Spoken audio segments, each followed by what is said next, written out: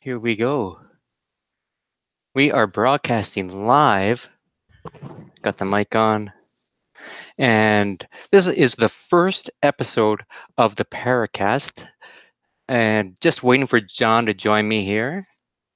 And just let me send a message here to John. Hope everybody's doing good today. I'm doing great.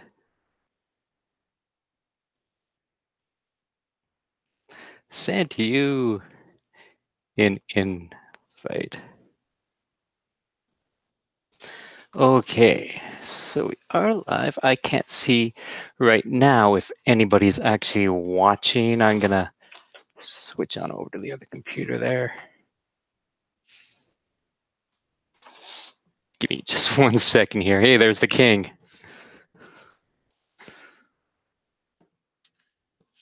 All right.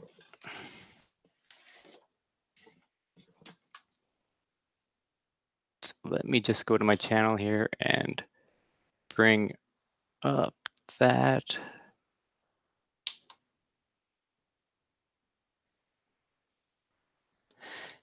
And we have one viewer there.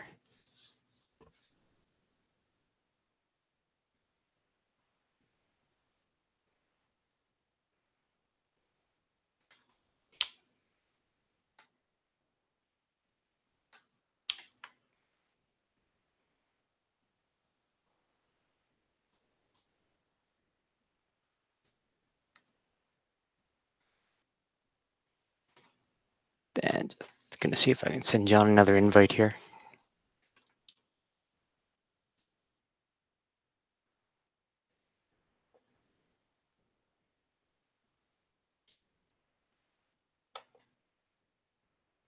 Okay.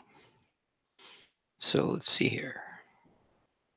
I have never done this before. I've never been on Google Hangouts. I've been fighting for months to try and get on, and finally figured out that I can't do it on Firefox. So I opened up Google Chrome, put that on, and that seemed to do the trick. So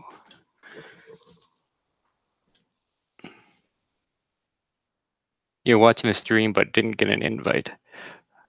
Okay, that's weird. I just sent you one again. So John, if you want to check that and see if you're able to get that. And yeah, this is cool. I'm a little bit more chill than I usually am. Although I'm still grabbing the smoke. Is that okay? Should ask my co-host if that's okay. Can we smoke on this?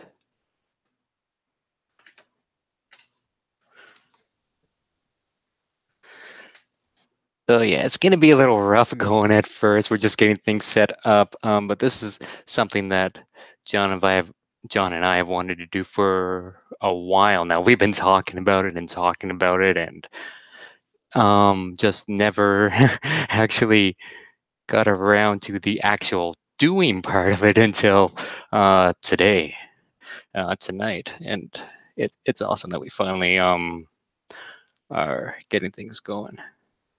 So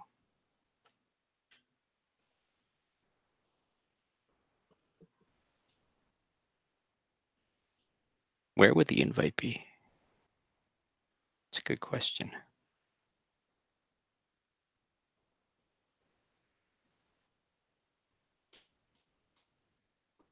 Maybe your email?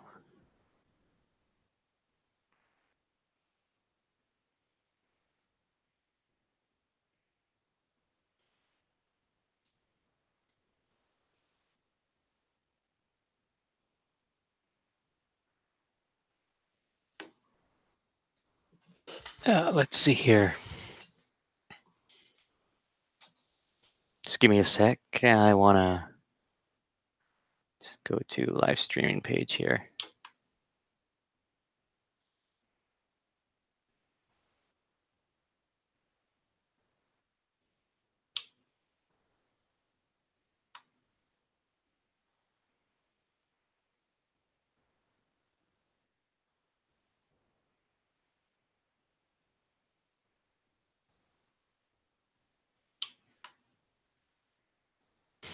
You didn't check your email?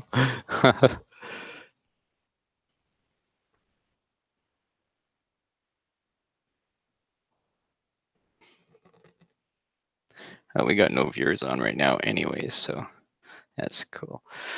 Probably will edit this and put up a new version once that's done, just so we can get the intro in there and everything. I know we had some ideas for the intro, and this camera's actually working a lot better than I expected. It's a lot clearer than I expected. That's surprising me. No invite. Do you have multiple accounts?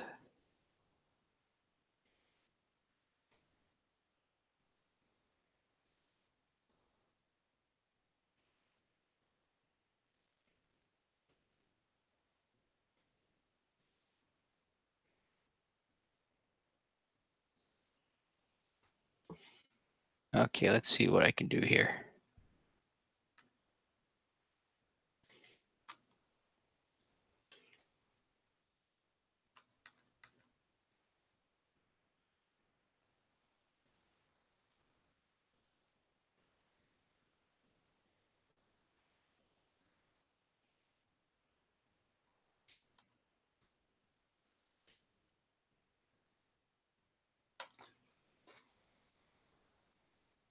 I figured out how to do that. Okay.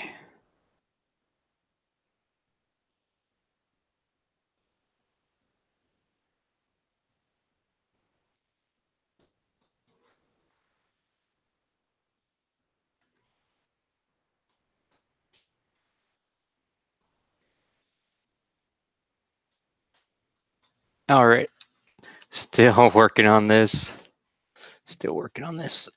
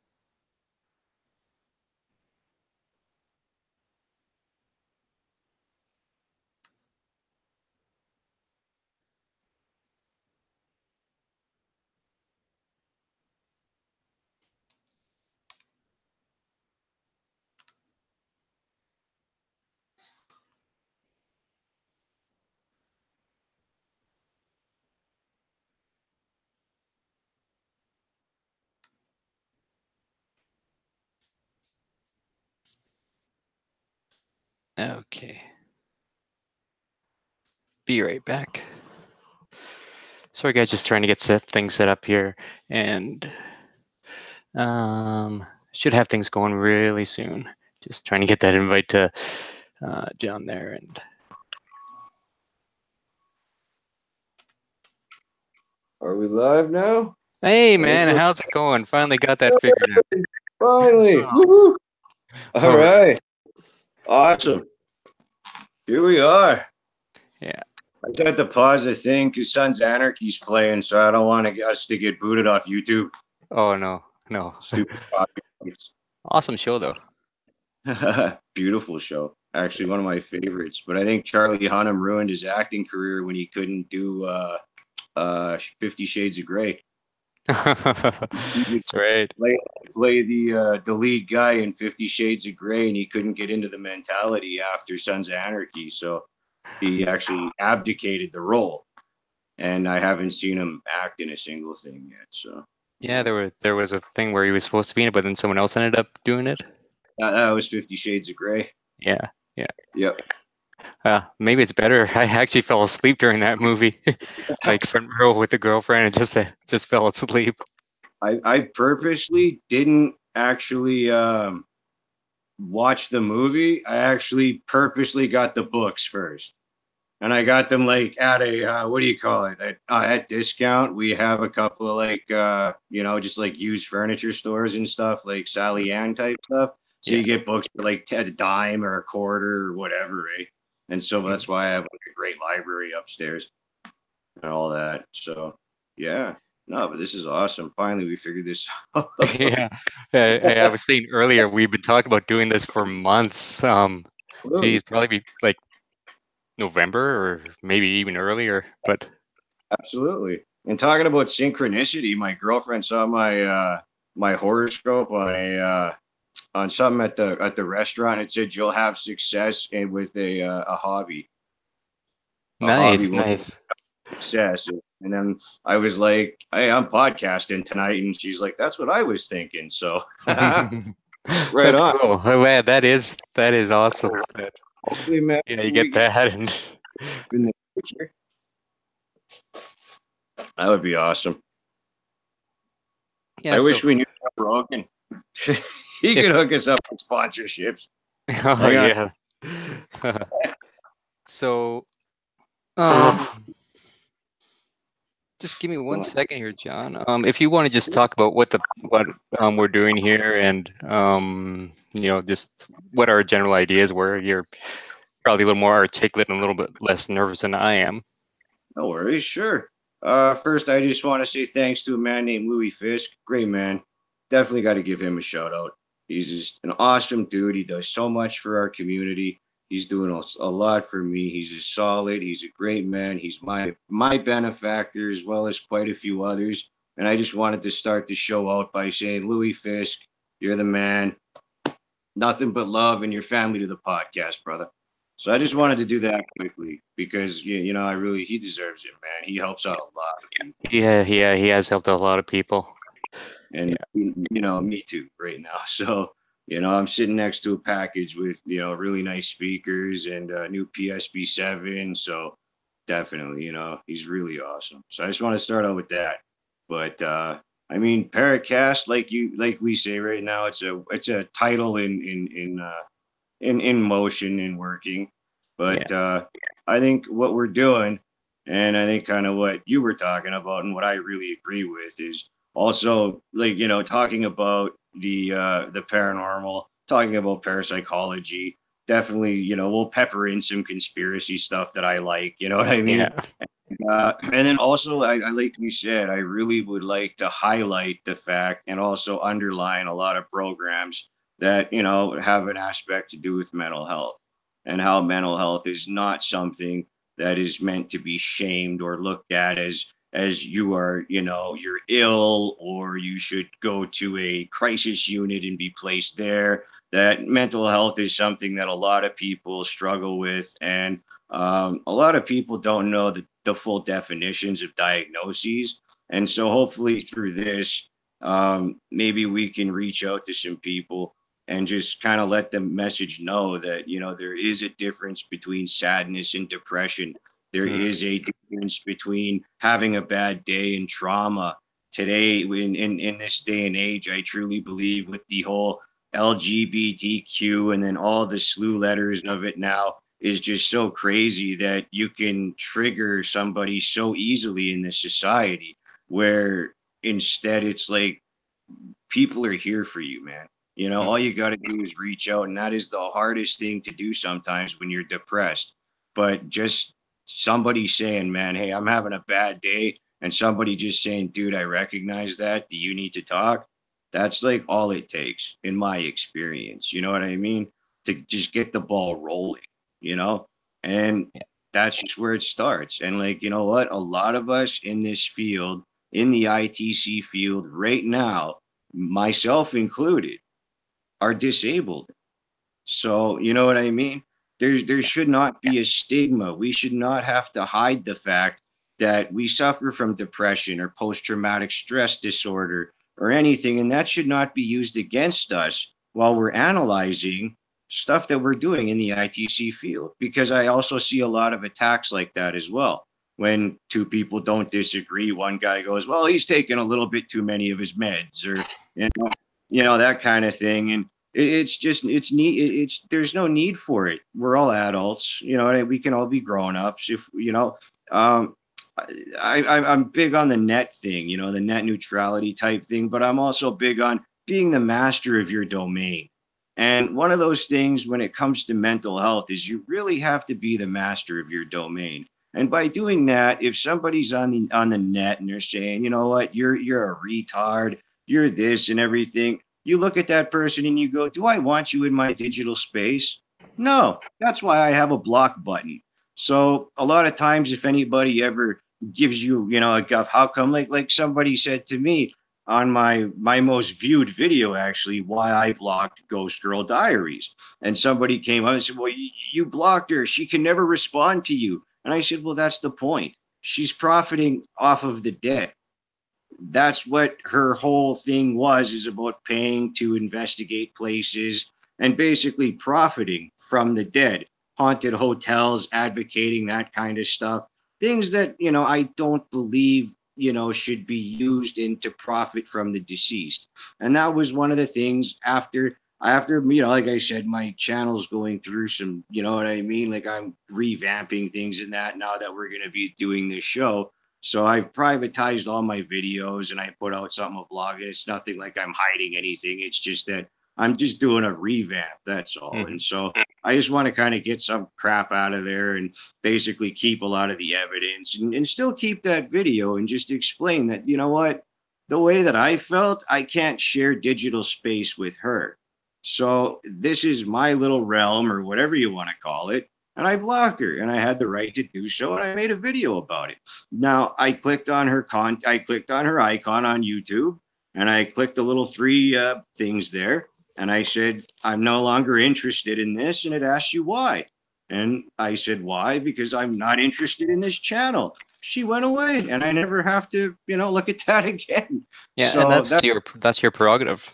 It's your exactly. channel. You can have whatever, communicate with whoever you want to, and you know, if you're having a disagreement with someone, if someone's being a complete whatever, it's entirely up to you how you want to deal with that. Exactly. So if I want to have a debate with her, then you know what I mean? I would have definitely have done that, but I have no interest in speaking to her, nor, you know, so that's the answer for the person who actually left that comment. If they ever watch this, I don't know if they will. I don't think they like me. But I mean, hey, I got 2 new subscribers, so I'm up to 90. That's awesome. Right on. Yeah. But I mean, yeah, you know, I think this show is going to be a real positive thing, not just for the both of us, but eventually through other people. You Hmm. know, we are going to reach people. We are going to reach an audience. You know what I mean? Just by us sharing this, we're going to reach an audience. Yeah. You know, people can go, oh my God, there's something new out there. That's us, you know? And so, you know, I just like to bring them you know, the chance to view us and give us a chance to entertain them, but also know that, you know, there is seriousness and we have our own boundaries and our limits as well, and that nobody should ever you know what, I gotta quote Eleanor Roosevelt here, and she said this, and I quote, no one can ever make you feel inferior without your consent. And Absolutely.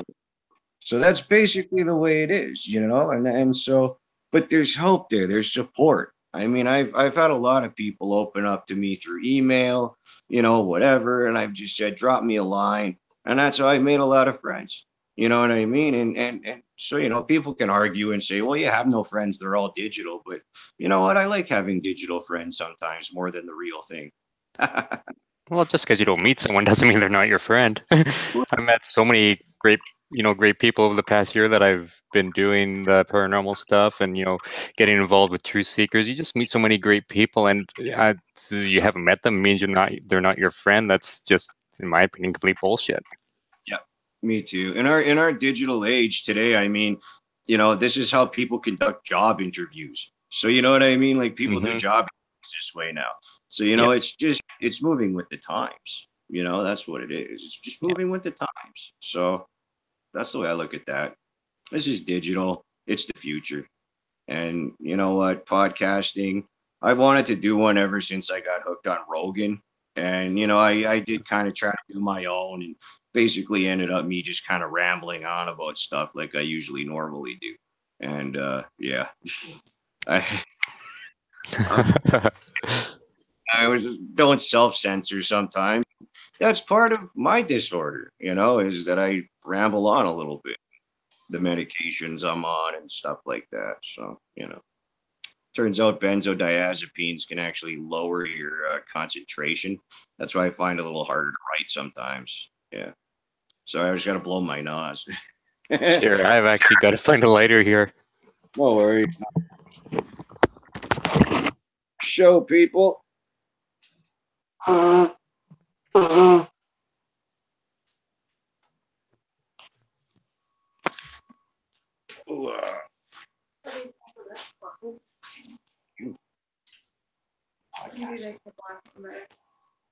like them both.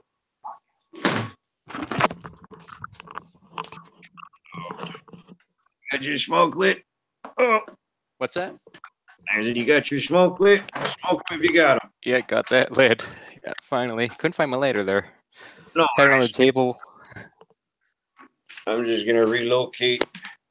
I was just gonna go upstairs. Sure. Oh. So one of the things that I kind of like is that we'll be doing some talks on the, as you were saying earlier, John. Not sure if you can hear me at the moment, but some talks on the stigma of mental health and stuff like that. And I had a point. that's like kind of my issue. I get nervous and then like my mind goes blank and stuff. But You'll I see was me telling do that. how people with mental illnesses can, they have different abilities that they're able to do, and just because you have a mental illness doesn't mean that you're not a valuable member of society. And I know for me myself, it's been hard, dealing with the anxiety. There were times where, I go to apply for a job and I'd like walk around the store for like an hour just agonizing over having to approach somebody and hand in that resume and but things like that. And it's just yeah, it can be a You little know, difficult at times. there's a channel out there and it's called Psych to Go. And I watch the channel actually a lot. And I seen something come up because I'm not gonna lie. Recently, I thought that maybe I might be a sociopath or something. So in a bout of depression, I was like, maybe you're a sociopath, and that's why you feel this way, and you have no emotion right now. So, but that's not the case. Apparently, I'm a highly functioning depression guy. I'm a very a functional depressant or something they call it. I can't remember now, but I mean, I was diagnosed with major depression, like years ago, and I take a very small amount of antidepressant medicine. I take amitriptyline because it blocks migraines at higher doses, and that's like a second generation antidepressant. Would be up there with Depakote and stuff like that you would get in the late '80s or the early '90s, and I was on Effexor. I was on the max amount that you could give a human, 600 milligrams a day Huh. before you would die. My Oh, my wow. doc my psych, God bless his heart, he's retired. His name's Dr. Paul Barchette, and he was an angel to me. And when he retired, he passed my file over to my physician. And he expressly told my physician, do not screw with my patient's meds. I like, and he bent the law for me. I mean, you're allowed in Canada 2 milligrams of Xanax 4 times daily before, and then after that, it's considered an overdose, so it's considered malpractice. But I still get a little bottle with an extra 14 tablets in there, an extra 14 milligrams. If I need it, I can take it. And when the College of Physicians and Surgeons wrote him a letter asking why, he called them fucking eggheads and that I was his patient and that if they didn't like it, they could fuck off. And he actually showed me the copy of the letter. And he was never really afraid to push the boundaries. I mean, I was on that damn because what happened was is that I was a meth addict. All right. So I haven't used hard drugs in about 13 years now and got off them quite early on in life, thankfully. So I don't have a lot of the meth, you know. the Mhm. whole thing. And what happens is that you actually get what's called meth induced psychosis. You can get that with cocaine, any kind of upper. Basically what happens is you experience um, basically what a schizophrenic would experience. So I had audible and visual hallucinations. Oh uh, wow. yeah, and it's the effect. It's actually called meth-induced psychosis. You could be using, or when you quit, you can still be in that psychosis. And I was in it for 2 years before I broke free. And he put me on, Jesus, Zyprexa, and then after that, he upped me to Clozaril or clozapine. And clozapine is basically kind of like it can be AIDS in a pill. It's the strongest antipsychotic I think out there, and you have to get your blood taken. I do believe it's sorry, my I need to get some more Kleenex. Uh, I'm just getting over a cold. But what do you call it here? Right.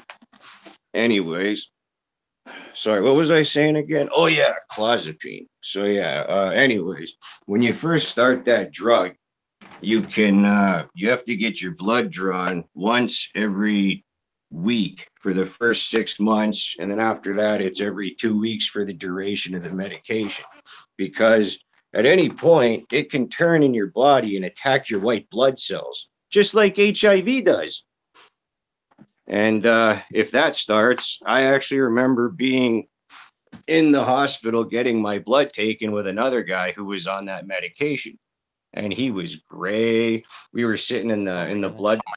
He was literally gray, ashen looking. I mean, it looked like he was dying of almost like liver failure. He was kind of jaundiced in the eyes and stuff. And he was like, I was like, dude, you don't look good. And he's like, I don't feel good. And I'm like, dude, like and those pills would make me sleep for like 13 hours a day.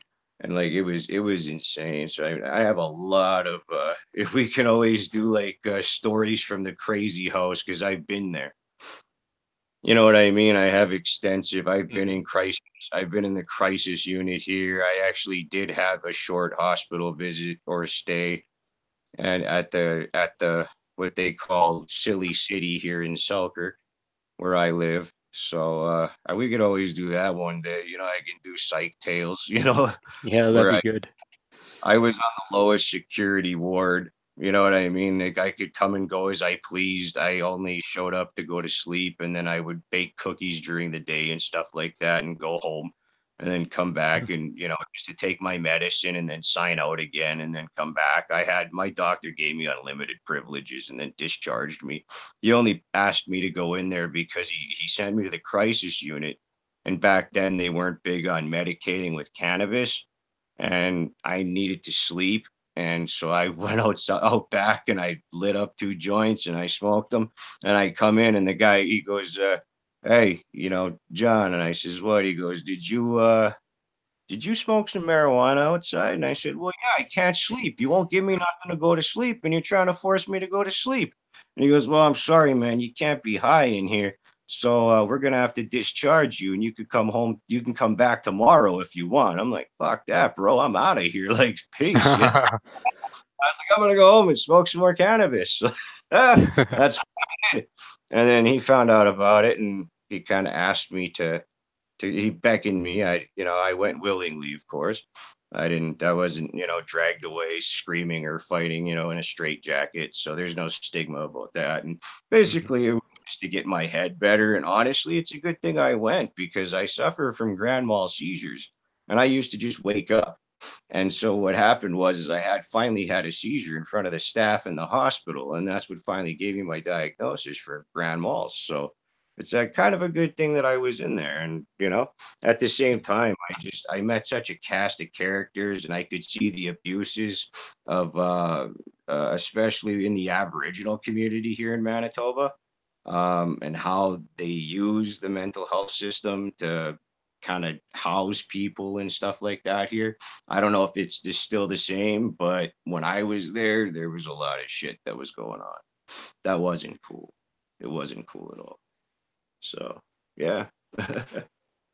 Let's see here. You guys see me still, eh? Just gotta blow my snot. Sorry? Oh. Oh, that's another bad thing too about abusing methamphetamines is you burn out all of the crap in your sinuses and all Mm. that. Yeah, and you have to actually end up going for surgery. So eventually this is all gonna get all clogged up. And my mother, like we have bad sinuses. She's already had 2 operations to go up here. So it's looking like I'll have to get one probably in the next couple of years. Have you had that before, or? No, my mom has, but it's because like born with crappy sinuses, Mhm. and she has really bad sinuses, like really, really bad. Mine are starting to get that way, but it's all from going downhill from the vaccine damage and whatnot. So squalene kills. We could always Mhm. do an episode about that one. I have Gulf War syndrome, everybody. That's a cliffhanger. Yeah,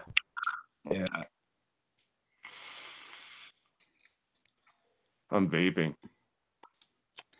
Yeah, I actually just got Darlene a pen last week, or you might have seen that on my last live stream where I was talking about it. She's actually had health issues for a while, and she's been on Tylenol threes, and unfortunately, because she metabolizes medication so quickly, she has to take quite a few of them, and or Tylenol ones, and she's also on a prescription for Tylenol threes. But because her, as I was saying, her body metabolizes everything so quickly, it doesn't do a heck of a lot for her. Her doctor said, well, it's not really good for you to be on that. It's going to destroy your liver. It's going to end up killing you in the end.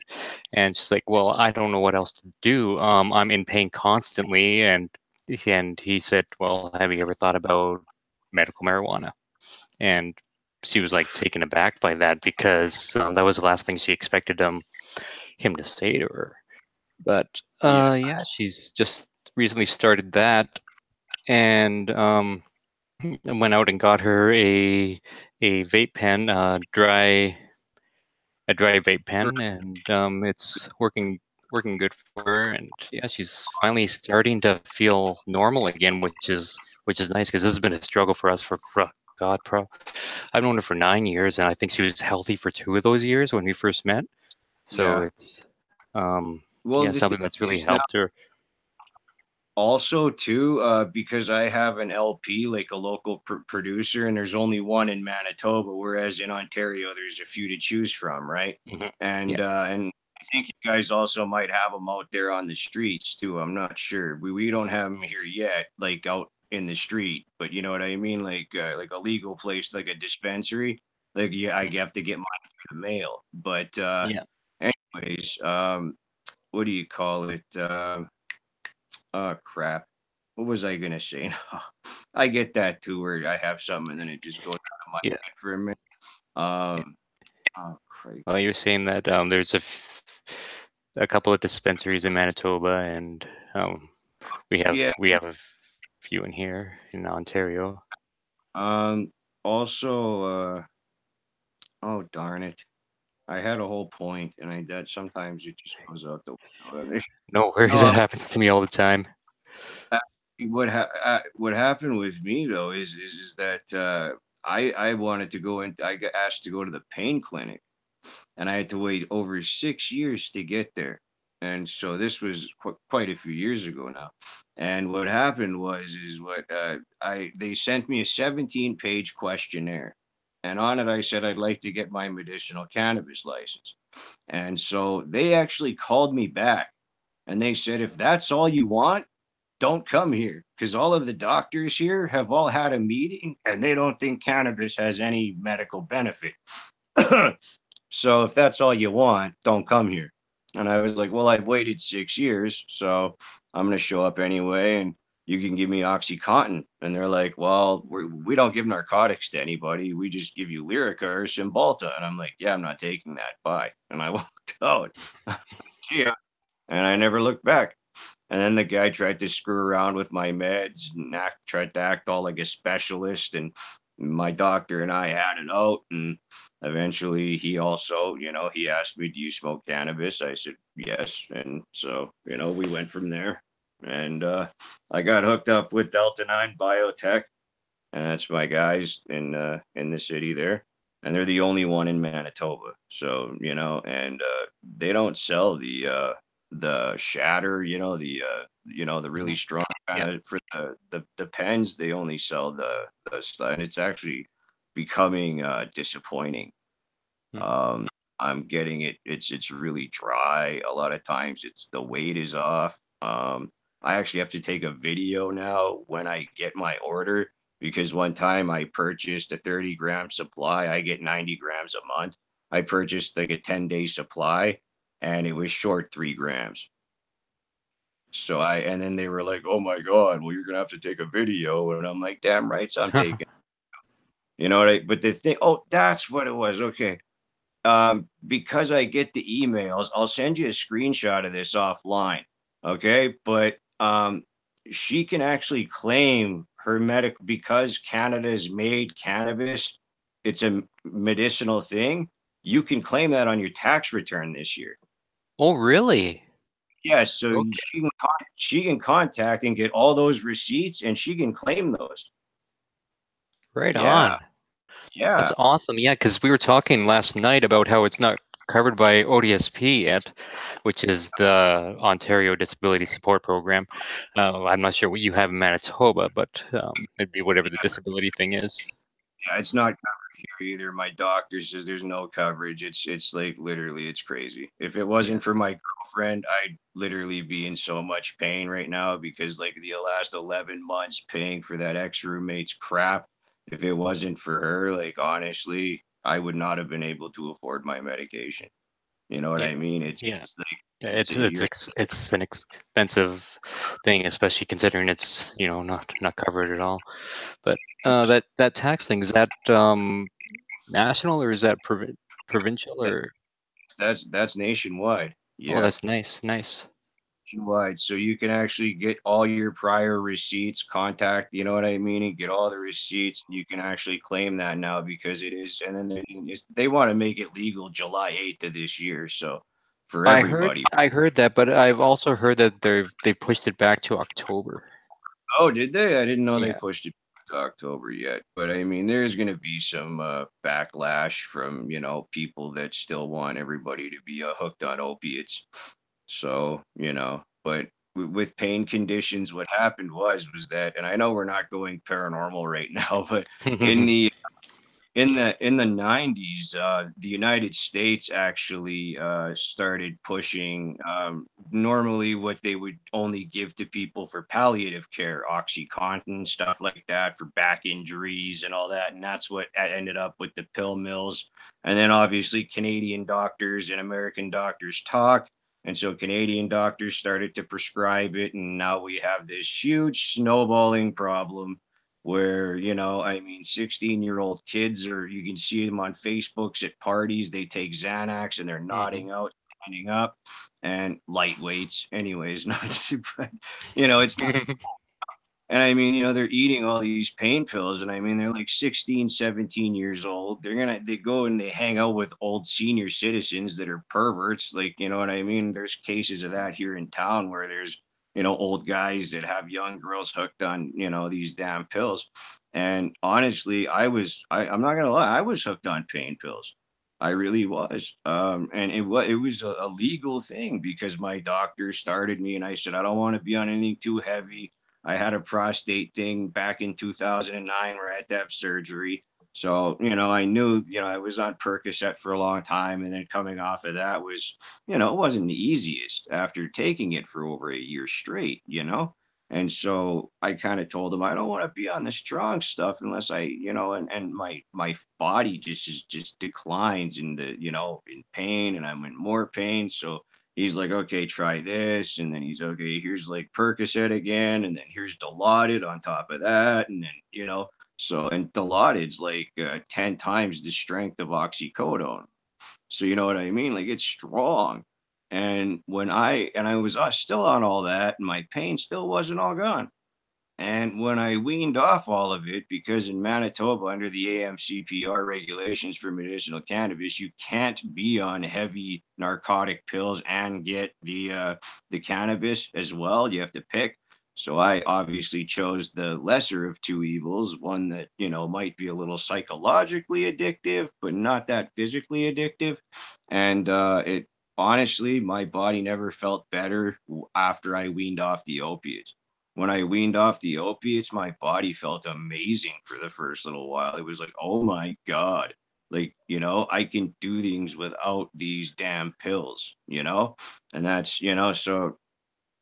that's just my story about pain pills and like coming off of them. And it was a process. I mean, I was on codeine cotton 100 milligram once, like 3 times a day. That's almost like Oxycontin, but it's codeine, right? And so, um, it's crazy. Do they still have Tylenol ones? Can you buy those over the Yeah, counter? yeah, you can buy them over the counter.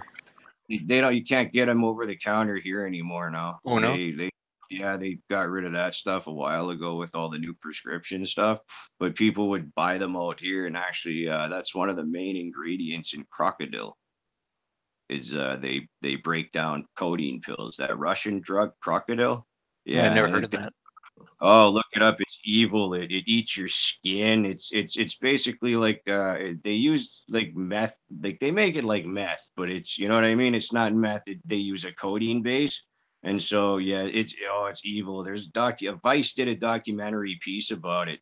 And like there's a woman and her arms like are completely down to the bone. Oh And my the doc God. Yeah, like you could just see bone, and the doctor's tapping on her bones because it ate away all of her flesh. It's evil, that drug. It's crazy. And you know what I mean? It's just like and so yeah, and that's how it starts with pain pills. And then people eventually graduate to heroin or, whatever if they can't manage, their pain. That's what ends up happening. Or when people get them recreationally. So Yeah. And it's strange that, doctors would rather put someone on something that's going to end up killing them, whereas they could, you know, put them on marijuana, and you don't get those side effects. Uh, you don't have all this list of this can do that to you, it can kill you this way, it can kill you that way. And I mean, it's just, this mindset where it's this evil thing, and it really isn't. um it was just.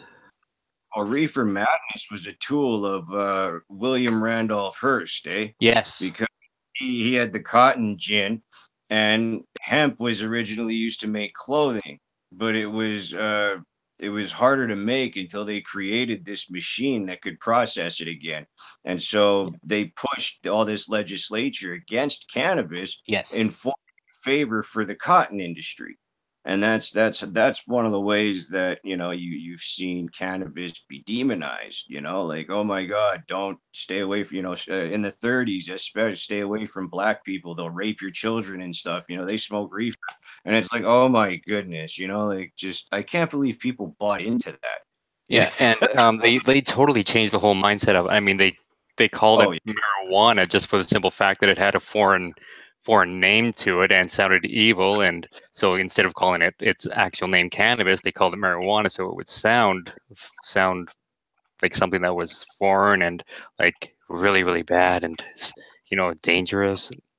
And you want to know what's funny? On my bottles that I get it in, it actually says medical Mary and then the HUANA, like how marijuana. It comes Oh my spelled like, gosh. yeah, they actually spell it like marijuana, like it's friggin' hilarious. Oh Oh yeah, wow. it's friggin' hilarious. Like on the big on the yeah, because I'll get like a 5 gram bottles or 10 gram bottles depending on my order size, right? So yeah, it's hilarious. Like it's still called medicinal marijuana. Yeah, I just always say cannabis or medicine, Yeah. just because I don't agree with the whole, but whatever, call it marijuana, whatever you want to do. It's 2018, the taboo's off it. You know what I mean? It's not going to kill people. people can drive mild, people can drive high. You know what I Mhm. mean? It's all the arguments I've seen for anti-legislation and all that kind of stuff, they're all freaking pukaka stuff. It's stupid. It's honestly stupid. People that are using cannabis medicinally aren't the ones that are going to stand in front of you and light up a joint and blow it in your face just to be an asshole. We're the people that like to stay at home and we medicate with our medicine and we're just trying to get through the day, man. We're not out there, yelling and screaming. We're not buying it at a discounted rate and selling it to people. You Mhm. can't do that, man. You can't. It'll get you kicked off the program. It's an unethical thing to do. It's like sharing prescriptions. You don't fucking do it, man. And, we just want to be able to medicate and not be addicted to opiates and not end up in rehab in the next 5 to 10 years. You know what I mean? And, not bankrupt our families. And Yeah, that's so exactly it. what's the lesser of two evils? And now a lot of people are widely accepting it because the pot pill movement, the pot pill movement, frankly, fell because the Nabalone and the Marinol never helped me at all. I got no effect from those pills whatsoever, and it was like 200 bucks for a month supply or something. And I was like, screw this, So it's 2018, and like that's all I got to say about that. And so maybe we should segue into something a little more paranormal now. Sure, John. If you don't mind, I'm just going to grab my jacket. It's a little bit cold in here, so I'll be right back. Of course.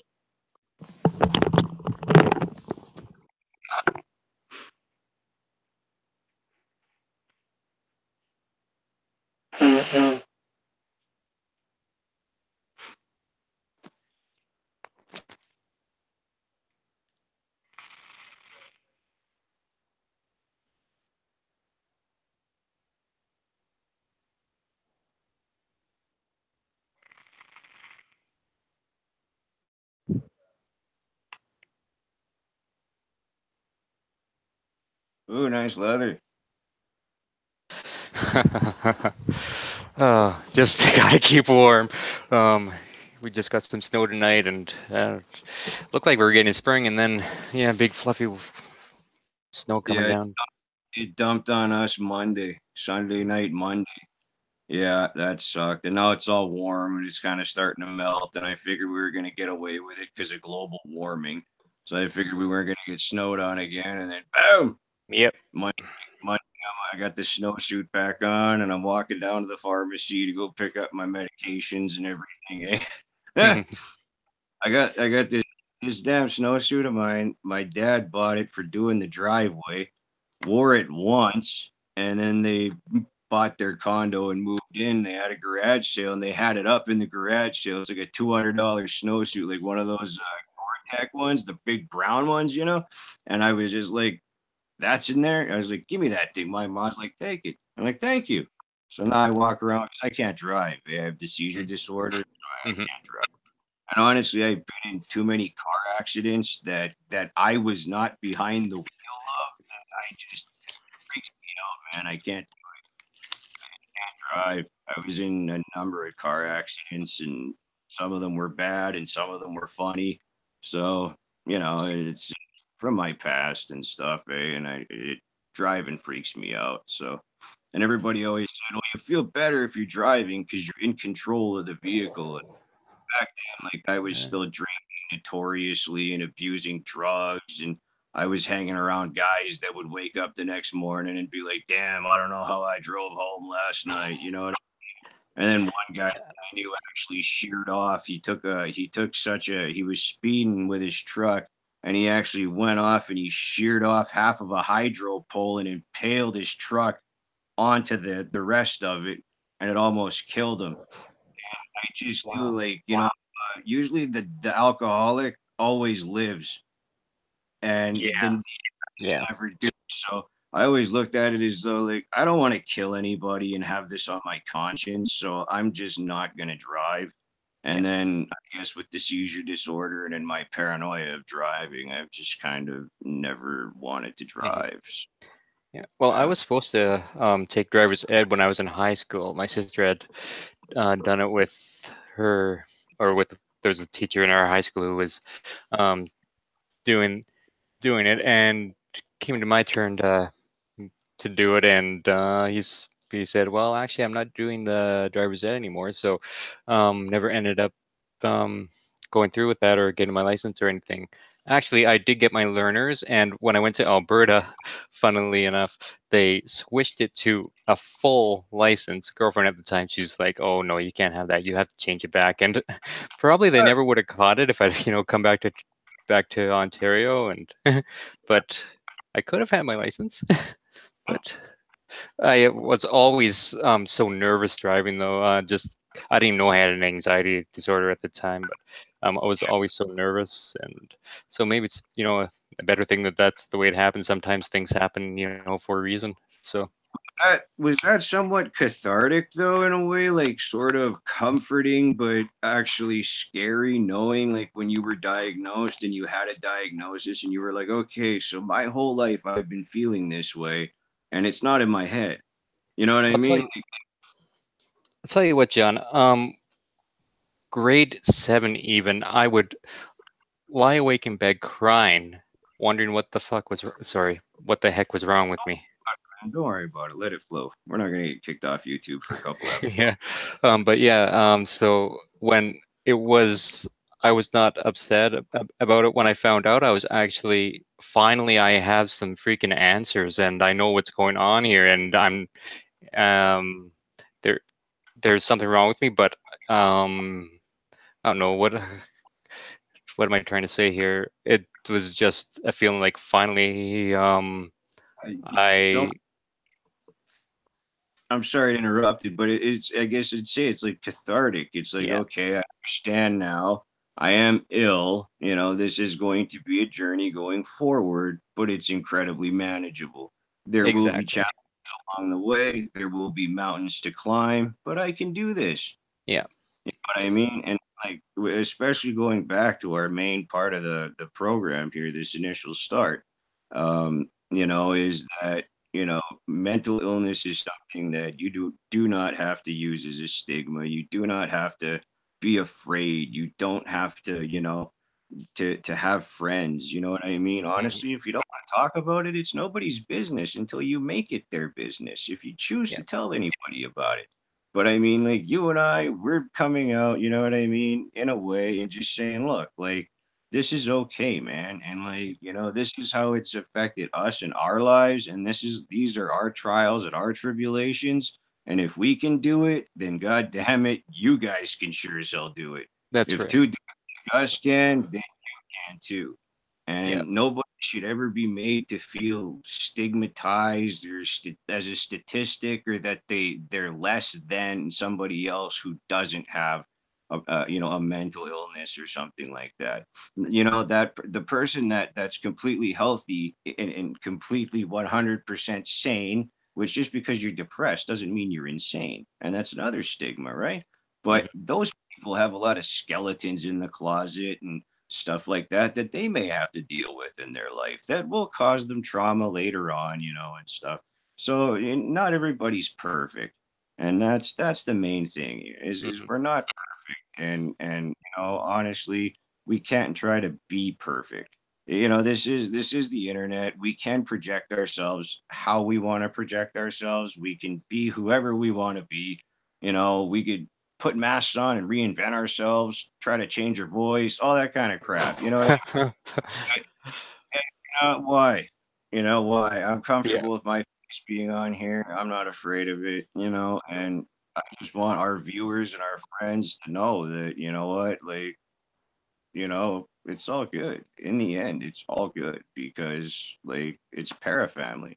That's what Mhm. it's about. Like that's why we're there in TSE for each other. That's like the community. They just come out and like everybody's positive about, and you notice like people come out and are like, awesome, man. I'm so happy for you.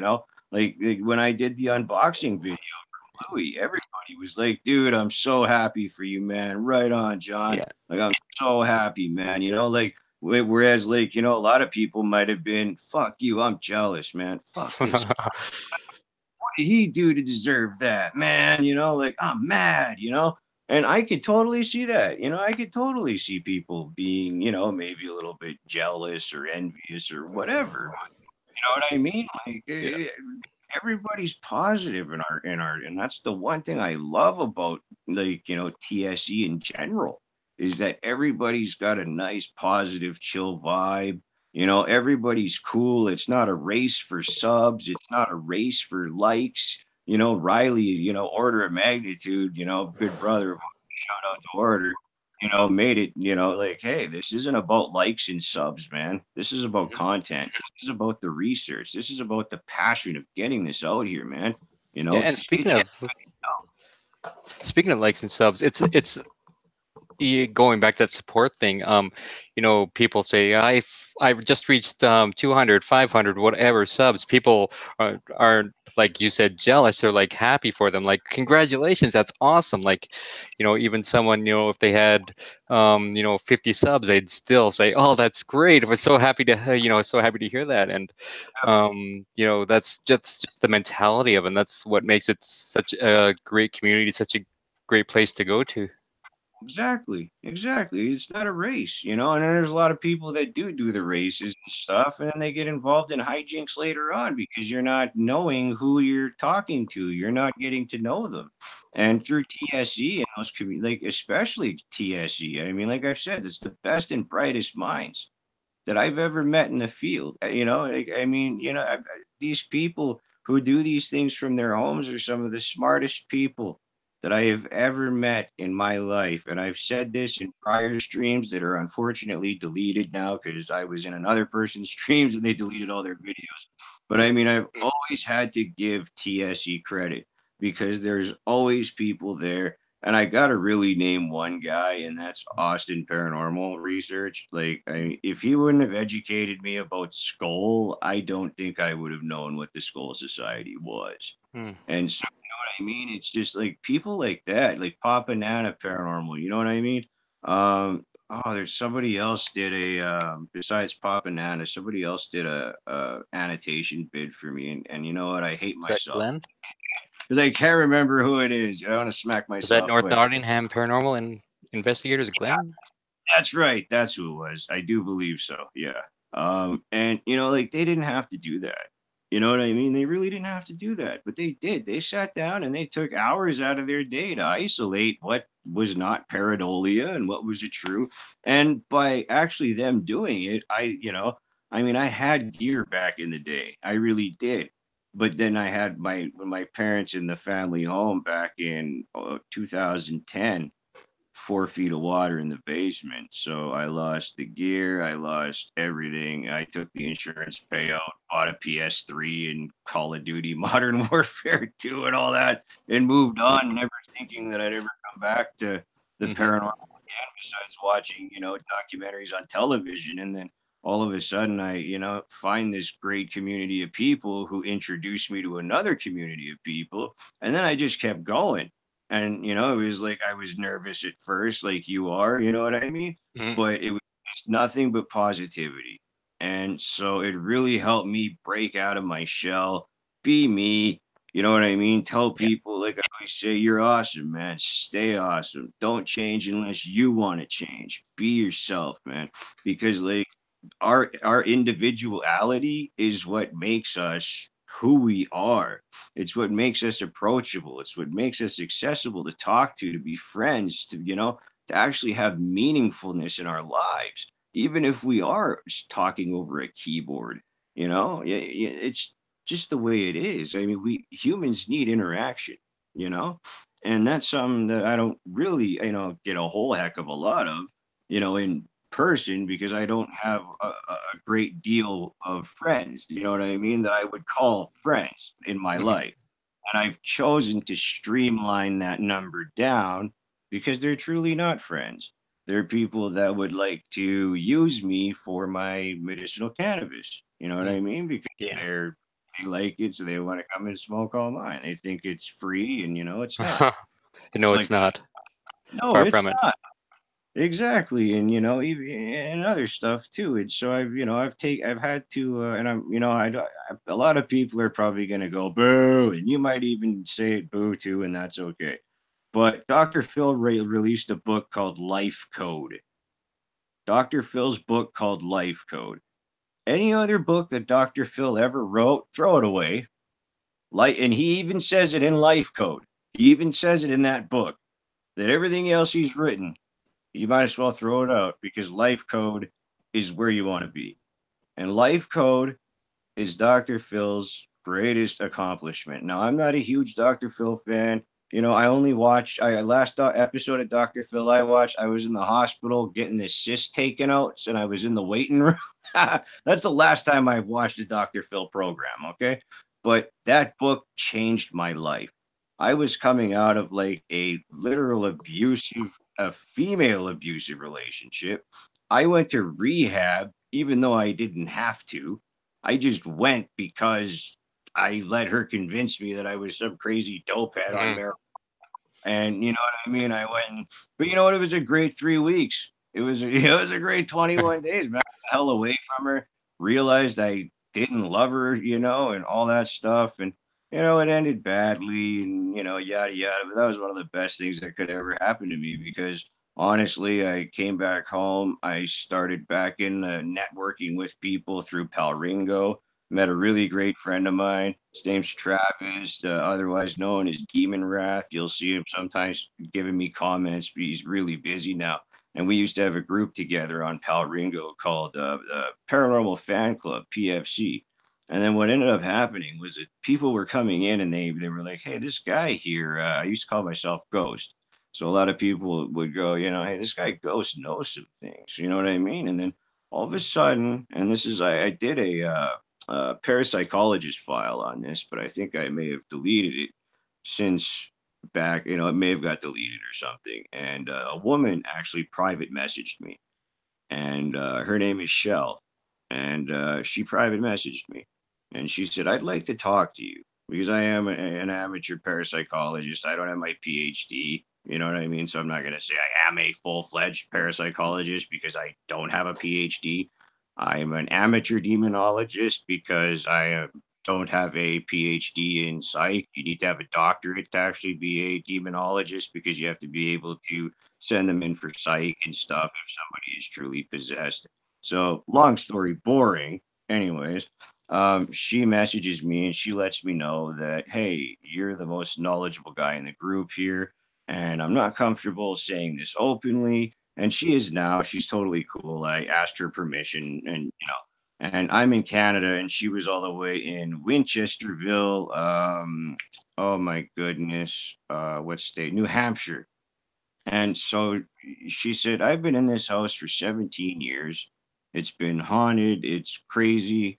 You know, my son's had crucifixes ripped off his neck, you know, all this kind of stuff. It's hell here. Like, I need your help. Like, is there anything that you can do? So I said, well, absolutely. First thing I'm going to want you to do is tell me your story.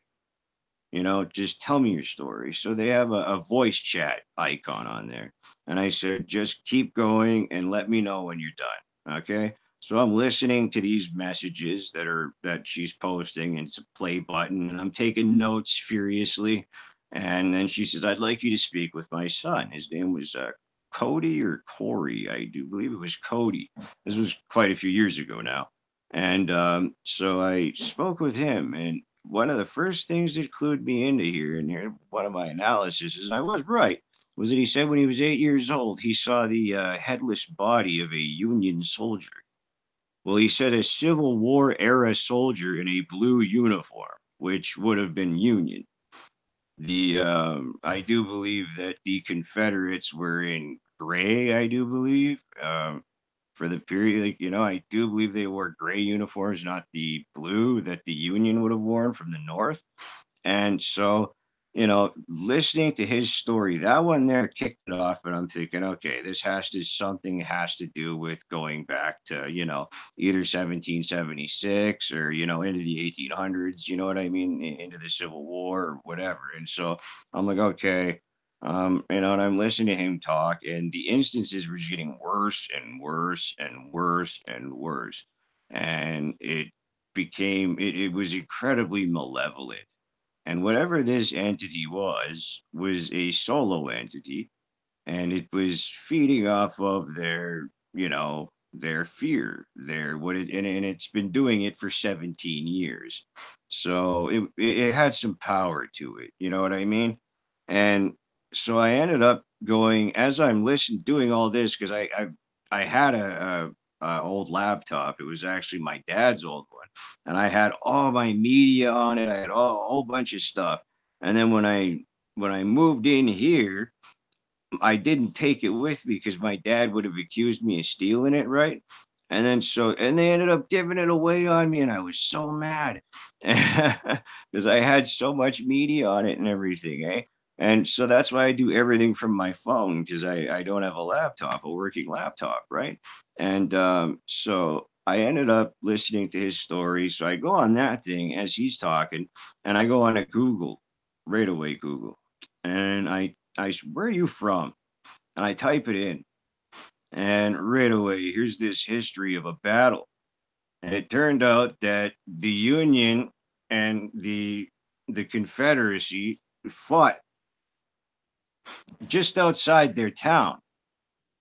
And the Confederates beat the ever holy piss out of the Union. So the Union had to retreat into the town where she lives. And they actually had to bivouac and take over houses to make field hospitals for the wounded. And they managed to then regroup, and they managed to push and win the battle and take the, everything back. And if it wasn't for that town being there and for them, the Union, to be able to take cover and, tend to the wounded and regroup and then get back out there and fight, they would not have repulsed the Confederacy, and they would have lost a key battle there. So you just have all of this death, you know what I mean? And like they lived basically right on a battlefield. And it wasn't just her, but other people were being affected in the neighborhood as well. But I was more worried about her, and her family. Her daughter was 18 years old and refused to stay in the home, and that's an 18-year-old kid. That's Hmm. that's not it, and so like it was really affecting her. So I said, well, I'm limited. I don't have a passport. She was like, please, can you come out here? I'm like, I don't have a passport. I'm sorry. I can't travel out there.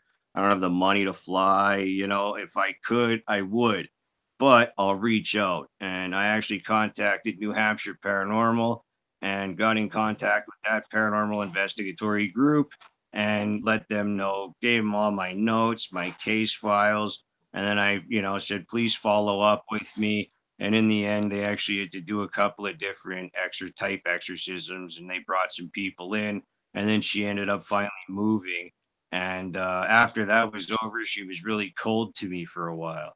And I could understand why, because she'd been through a lot of traumatic things. And then obviously the rituals in the houses themselves, you know what I mean? And then having to move even after that because of, just she felt it would be a better start. And it was funny when she actually started speaking to everybody again because she had to go and heal, when you're terrorized for 17 years, it's just like an abusive relationship or so. It's Hmm. even worse, I would say sometimes what spirits can do to the mind, Hmm. just that alone and fearing for her family. And so when she came back, she gave me the okay, you can talk about this case if you like, or you could write about it if you ever want. So, I was like, well, I'd have to get in contact with the awesome people. Shout out to New Hampshire Paranormal. Hopefully they're still around. They really helped her out. So, and they did it just for me saying, hey, man, I mean, I talked to you guys in passing like once. Can you help me out? And, they absolutely went out there free of charge, didn't charge her a damn dime for nothing, Nice. did everything the right way. That's why, like, I don't believe in charging people for things Mm-mm. for, anything like that. I just don't believe in it. And I think that, if somebody's gonna ask me for money to take care of a paranormal problem, I'd rather talk to somebody who ain't. Because Hmm. usually the guys that ain't asking for money are the most sincere because they're the ones who are the most passionate. Yep. But I'm not the guy that has the expertise to be an exorcist. I could smudge, get a sage stick, and go through, and this house is filled with light and love. It's the home of Jesus Christ. Only good and love enter. and use salt and go around the perimeter and that kind of thing of the home. And that's about all I can do. I don't really know. I've studied witchcraft, I've studied Satanism, I've all that kind of stuff in my travels throughout my life, and the whole the Illuminati stuff and SRA and a lot of stuff. We'll probably dedicate a couple episodes to, just Yeah. because I want to pepper them in there. I'm big on conspiracy and that. So, but yeah, and then inherently in that, there's also a lot of paranormal in the conspiracy world as well. So it'll actually kind of be interesting. Yeah. So, John, looking at the chat here, just open it up. Looks like we had a few people on there. Let's see here, hearing an echo now. But Irish Stevo was on there, and he wants to know where his cookies are, John. Oh, cookies. My girlfriend's got to make them. And then we had a couple other people on there. We had ODS Shadow Demon. It's just saying hi. Hey, Marley, John, and everyone. Right on, man. I love that guy. And Jeremy Latham was on there as well. I just said, hey, buddy. Hey, Jeremy, what's up? Hey, man, well, there's a few people in, right? Yeah, so right now it just shows 2 people watching. Awesome. But they might have. I don't know if anyone's there. Just let us know, and in the chat and stuff, just so we know you're there. And yeah, just wanted to just direct our attention to the chat. Just we've been going on for a while now and haven't actually paid any attention to that. So figure maybe we should just acknowledge them and say thank you for tuning into the first episode here. Absolutely, man. Thank you to everybody, and just thanks to you, because if it wasn't for you, I don't know if I could run a stream by myself. You know what I mean? That was always the main thing, was I don't know if I could run a stream just using my phone, right? So I always figured I need somebody with a computer to bring me in, eh? So what I've Well, I'll tell wanted. you what, John. On most of my streams, I'm like really freaking nervous, and this is probably the first one where I'm, barely at all anxious at all. So it's very, very cool. I think maybe you kind of relax me a bit, and I think it's a good connection there. So Yeah, I think so too, brother. I think so too. I got a little bit of the gift of the gab, if you don't know already. So sometimes yeah, if I'm too yeah. much, tell me just shut up. It's okay. Hey, it saves me from having to talk, which I do get nervous at. So maybe that's kind of helpful there. But as we go on, I'll get a little more comfortable and do more of that talking. You're brilliant. You're gonna have nice pearls of wisdom shooting out every once in a while. We'll see. I We'll mean, see. got you can have like the truth bomb coming in kind of thing, like so. But let's do one here. I want to do some paranormal. What's your first actual ghost story? My first actual ghost story was with my grandfather. Actually, no, actually, it wasn't my grandfather. That'd be the one where my cousin and I were staying at my grandfather's house, and there's bunk beds there. He was on the bottom, I was on the top, and all of a sudden I just get this sense that there's someone there, and I couldn't actually see him, but kind of, I don't know, like second sight, kind of knowing what he looked like. It was just this Native American guy. He was big, not too big, but well, let's say he was about 250 pounds. Big And guy. yeah, so I go home the next, and first I asked my cousin, do you see in Indian? That was the word I used then. It's not politically correct, but that was the word I used um, over there. And he's like, no. But anyways, I go home the next day. I tell my parents about it over supper, and my dad says, "Oh yeah, that's the chief. He's been there for years. The house actually used to be a hospital." My mom's like, "That's not true," and he's like, "Yeah, it is." And just that would be my first yeah, experience. That's cool. How old were you again? Jesus, probably about somewhere between 8 and 12. It's hard to know. It was before I was 12, so I'd say it was probably about 8 years old. Yeah, cool. Yeah. Yeah, I've noticed that, a lot of times when you're younger and you get that first sighting, critically, usually it'll be before early, into early adolescence. Because the first one I actually had was a great uncle that I've never met.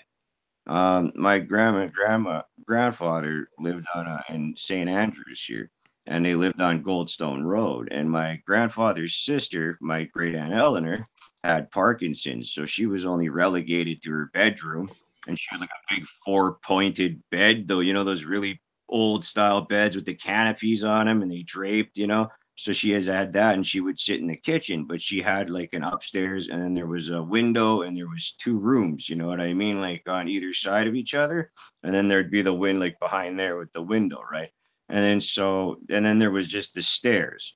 And so my grandma and grandpa had ended up going to play whist or canasta with some friends back in the day.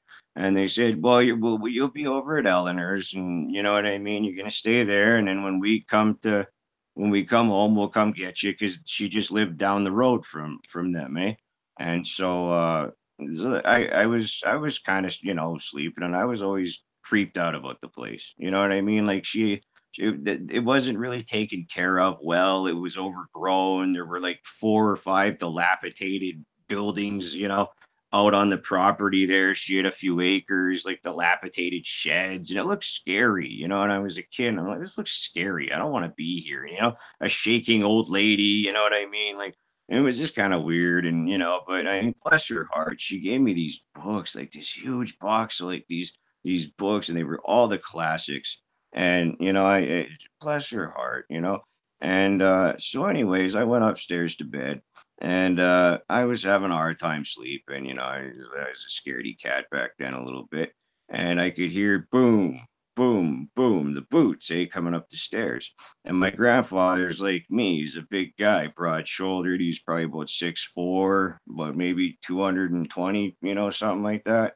And so I thought, oh, there's Grandpa coming to get me. So I rolled over in the bed and I looked right across, and I saw a man in a hat, semi-translucent, but a human. You know what I mean? Like I could see all of his features completely, but I could not see his feet, and it cut off about just above his ankles or so. You know what I mean? And one of the reasons that actually happens is because they say the spirit world exists somewhere 1.5 to 3 feet above ours. And that's sometimes why you'll get almost a full bodied apparition, but you won't see the feet. It'll look like they're gliding somewhat. And so that's kind of what I saw. And he looked at me, and I looked at him, and he just kind of regarded me, and, like, okay, I see you there. And then he went, I heard boom, boom, and he walked away. But by the time I jumped out of bed and ran and looked in that hall, there was nobody in the hallway. So it was like he just walked through the window, you know what I And his name was Victor Clifton. And because on the mailbox it said V Clifton, and I could remember, and so I said, well, what was what was great uncle's name again? He said Victor. And I said, well, I saw him tonight. And, no, you didn't. And then Mm. after my grandfather had passed away, my grandmother had let me know a little more about the true colors of the family, and some of that kind of stuff. And she believed she actually used to give me a little radio after my grandfather died when I'd go upstairs to sleep, and she'd tune it to Coast AM for me. Ah, right on. When I was a kid, I'd be listening midnight. I'd have it under my pillow, and I'd be listening about aliens and ghosts and all sorts of stuff, eh? So yeah, she was a really special lady in my life, and Mm. it was my very first ghost sighting ever. You know what I mean? And it was just so vivid. And then after that, I just couldn't stop researching the subject.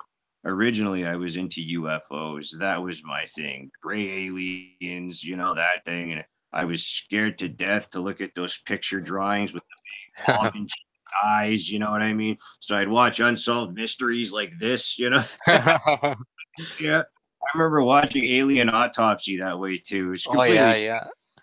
when it came out. and I was watching it like, oh my God, have to see the aliens, And then once that happened, I switched right, I mean, it's not like I said F the ufology, but I mean, at that point, I was checking at 13 or 14, I was checking out books that were way like into the college level. One of them was called Close Encounters of the Fourth Kind, which is actual meeting with, you know what I mean? Like actually, and it was a conference at MIT, and it was the notes, the notations, and everything from the conference. And I remember the librarian looking at the book and looking at me and going, "Do you even understand this?" And I'm like, "Yes, check the book out." And she's like, "Okay, yeah, you're the kid that I reserved Mein Kampf by Adolf Hitler when I was 13." So, they knew that I was a little bit, out there. But it was just in the pursuit of learning because my on my mother's side, my grandfather, my papa, he had fought in the Second World War, and so I would watch stories about the Holocaust and the concentration camps and all that kind of stuff. And so I wanted to read his testimony from when he was locked up in prison. That's when he wrote it. Mein Kampf stands for my struggle. And so, I wanted to see how a failed cartoonist could honestly become the leader of a great nation like Germany. And I'm not saying it was, great when, the Nazis were in power, and the Nazis are still in power in certain places like Antarctica. We can go into that in a future episode. But yeah, anyways, so yeah, I was big into that, but after I saw that apparition, my world changed. It was like one day I was listening to Raffi Banana Phone, and then I heard Rock and Roll All Night by Kiss, and I switched. Literally, that's what happened. And It sticks so with you too. You're after your first, after you see something like that, it just sticks with you, and you never forget it, and eventually it's you just want to learn more and just continue or start researching, and yeah, it's something that it's a, just grabs you. to me it's a rush. Like I'm serious. So you look at some of my older stuff when you see things when you hear me and there's stuff coming through on the box, and I'll be like, whoa, and I'm by myself and I'm still doing that. Like I'm doing it by myself, and I'm like, whoa, did you hear that? Like, and so yeah, oh yeah, another reason why I privatize my videos is because I want to add tags to them.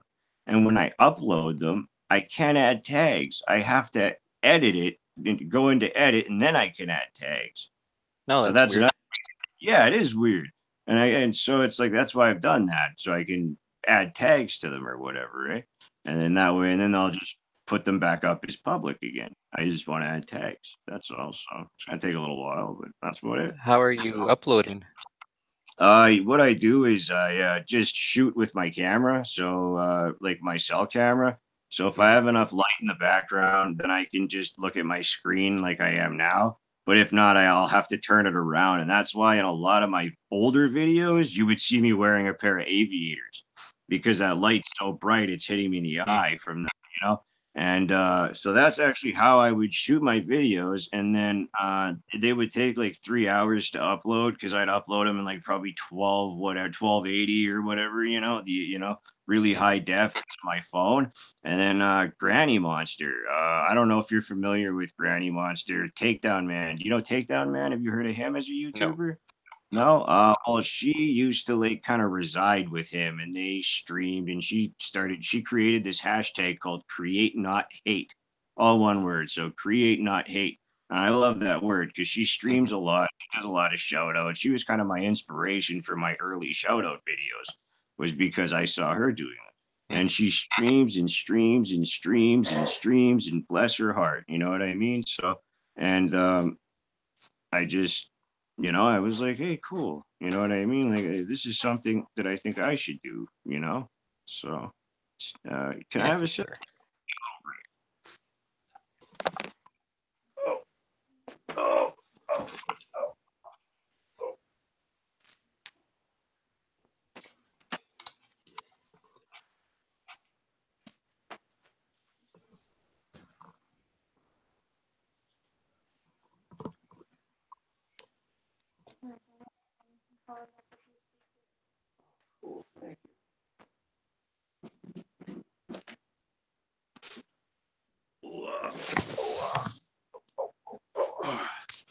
Right on, my found this really cool thing because Louis sent me a really kick-ass Bluetooth 808, Mhm. and as for and so I need one of these guys, like the double jack, so that I can connect it and then I can get it on there and then use it because the PSP 7 isn't Bluetooth.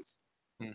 Right. You know what I mean? So you have to stick the thing in there. So and yeah, and so she found that, and then she just let me know. Yes, gonna be wrapping it up soon. Yeah.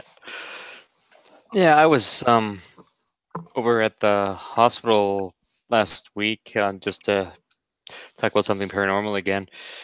And yeah, I had the K2 out and it was like going um it was going up to the like orange and red and everything and it was just absolutely nuts and it was actually there's the new hospital, and then across from there, there's where the old hospital used to be. They tore it down, and the area that I was standing was the old Nichols building, which was the psychiatric ward there, and it was just like flaring up to orange and red, and Yeah, and it was just crazy. Did a ghost box session there, but it was windy, so it was kind of blowing the speakers, so it had like this rough sound. But the odd thing about it was that despite that blowing up of the speaker where everything was distorted, there were very clear voices that were coming out at the same time. So it and was, what's that? sorry to interrupt, but that's how you know that's not pareidolia. You're getting the real thing. You're Hmm. getting the real thing because Order kind of told me when I first started out again. He was like, "Remember, listen for the voice on top of the voice." You know what I mean? Like you'll eventually train yourself to hear that, and Yeah. that's where you differentiate pareidolia from and especially being in a psychiatric unit. Such a believer in the stone tape theory. Zach Bagans would mention it a lot on Ghost Adventures, and that's that materials like wood, stone, all that stuff. It's conductive for energy, Hmm. and it holds energy. You Yeah. know what I mean? And if you look at a psychiatric hospital, just think of the amounts of energy that are emitted from people in there. Not Hmm. not just not in death, but in life. You know what Hmm. I mean?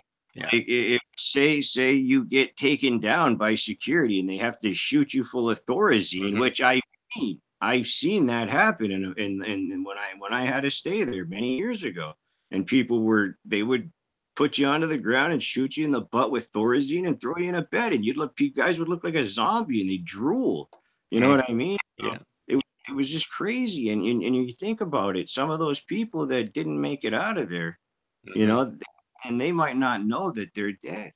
Yeah. And and the thing is and that's going to circle back to why I blocked Ghost Girl Diaries, because you don't profit off of those kind of souls. No. You don't profit off of anybody's soul, but especially not one's confused.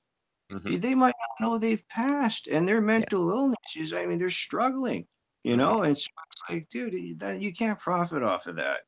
You have a heart, man. You got to do some things for free. Do Yeah. you think that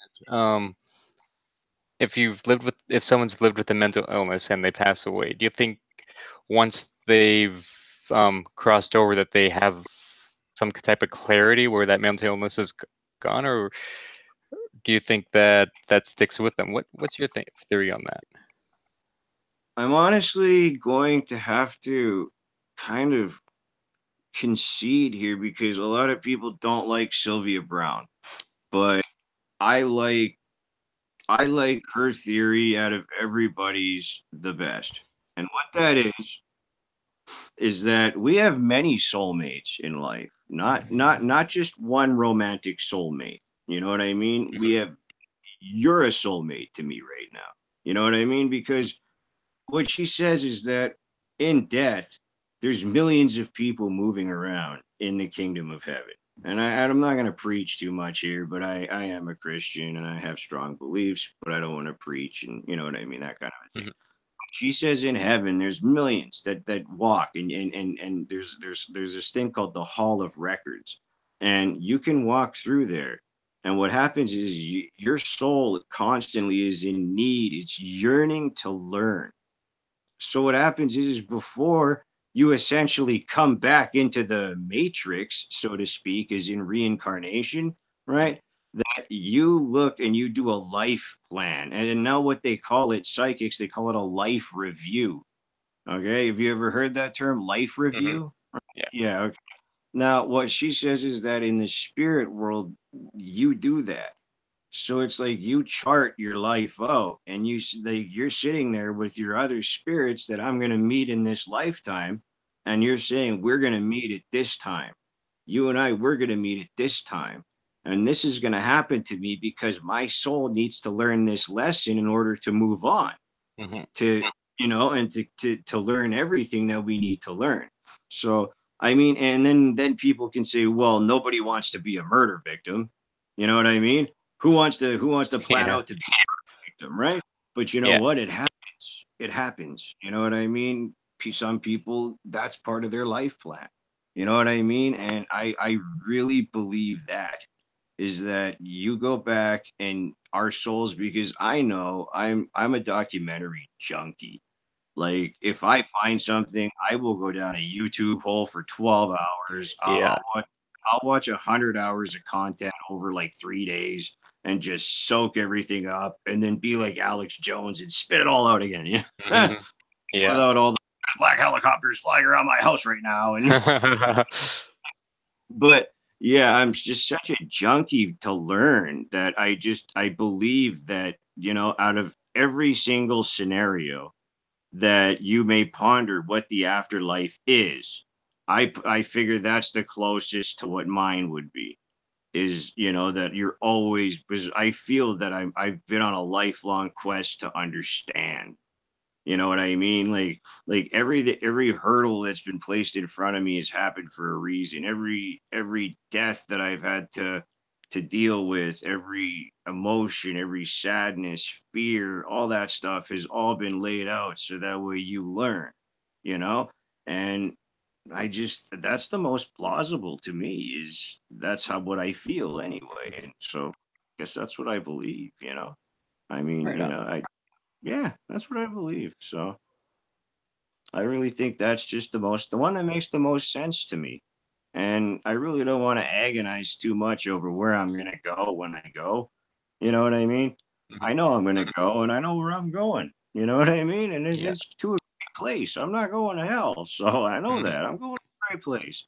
And, that's where I keep my faith. You know? Yeah. Yeah. Well, a lot of religions will use that health thing just to for control and to kind of scare you and Uh, act you in a certain way that they want you to act. But Especially the New Age movement. I really hate to go downer on the New Age Christians, but I mean they're accepting, Wicca. They're accepting now that you can be a witch and be Christian, and no, you can't.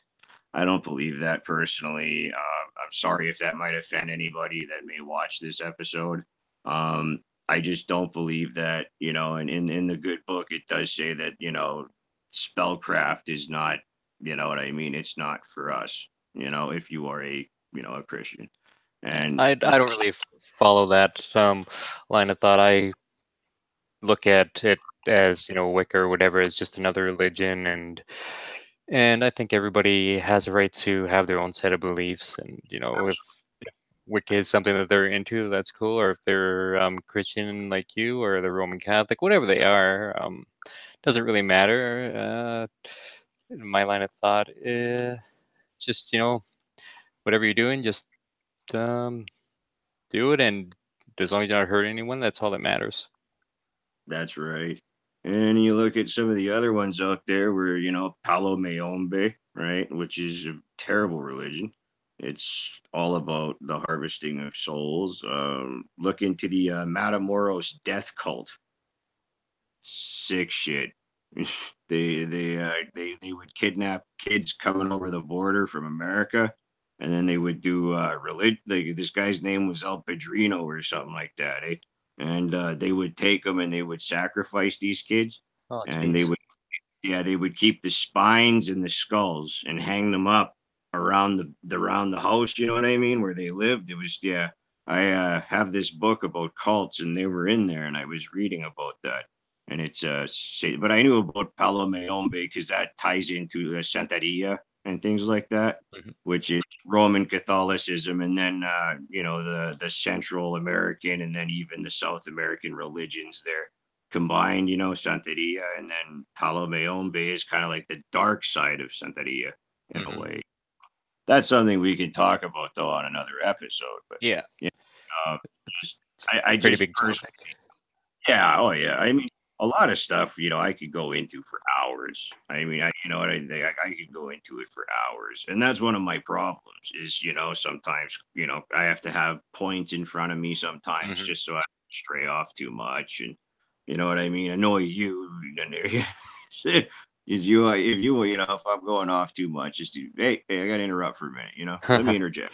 Yeah, So, but it looks like Darlene's wanting me to make supper here, and it's I about 11 o'clock. yeah, kind of getting ready for before bed and that too. So, Yeah, uh, so think we may have to close this down for the night. Um, let's see. I'm not sure when my next day off is going to be, so we'll have to work that out offline and stuff, and then we'll just announce it on our individual channels when the next one's going to be, I think. absolutely. Well, I think the majority of them they're going to go on your channel. And then what I'll do with your permission is I'll just download the episode for audio form and then I'll just throw it on my channel as well. Yeah, absolutely. So yeah, I think we will end the episode. And I Yeah, think this was a great trial run, and like I can't wait to do more of these. This was awesome, yeah, I and enjoyed it a lot. man, we'll work it around your schedule. You know what I mean? I'm really happy now that you know what I mean. Like you're finding happiness in life, and things are starting to go your way a little bit. Yeah, You know, finally. the win, man. The good guys need a win. You know, Yeah, yeah, that's for sure. Oh, all right. and So thanks everybody who got this live, or if you caught this afterwards, thanks so much for tuning in. And we'll be back with another one probably next week, I think. I hope so, man. This was All right. great. All right, All John, right, thanks man. so much. I enjoyed it a lot. Thanks to you too, Marley. I love you, brother. All right, take it easy, man. You too. Talk to you soon, huh? All right, bye bye. Bye, everybody.